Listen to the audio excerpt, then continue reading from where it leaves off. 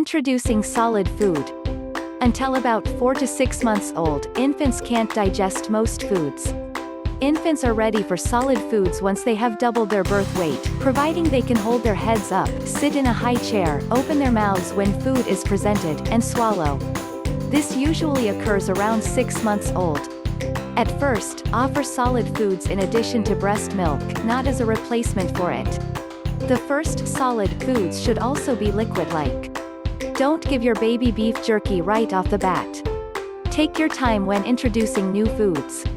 Don't rush. Lean eating coach, mother, and registered nurse Eileen McRae suggests offering one new food every 3 to 4 days. This gives you time to see how your baby responds. Pay attention. If you notice any type of negative reaction, such as respiratory, skin, or GI issues, wait 1 to 3 months before trying that food again.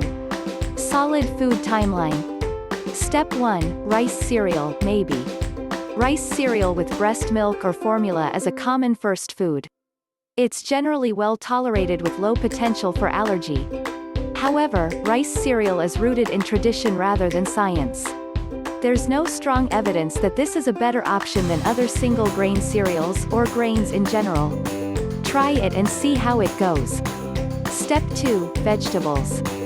Vegetables are full of nutrients and not as sweet as fruits. Pureed vegetables such as sweet potatoes, beets, squashes, or carrots are easy to cook and mash. Step 3, fruit.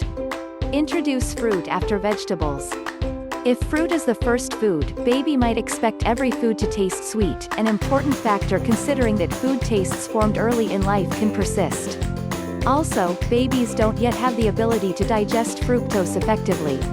So, unless you want explosive diarrhea, keep fruit intake moderate and avoid high-fiber fruits like prunes for a while. You can try things like mashed banana with breast milk cooked in pureed fruit, such as pears, peaches, or apples. Step 4, higher protein foods. This includes well-cooked and mashed beans, lentils, green peas, and finely chopped meats. You could even add a little undenatured, unflavored whey protein to pureed foods, formula, etc. It can take a while for the infant's GI tract to adjust. Some undigested food might be found in the stool. This is okay and all part of the process. Thank you to watch this video. If you liked the video, please like it and subscribe to my channel to support it.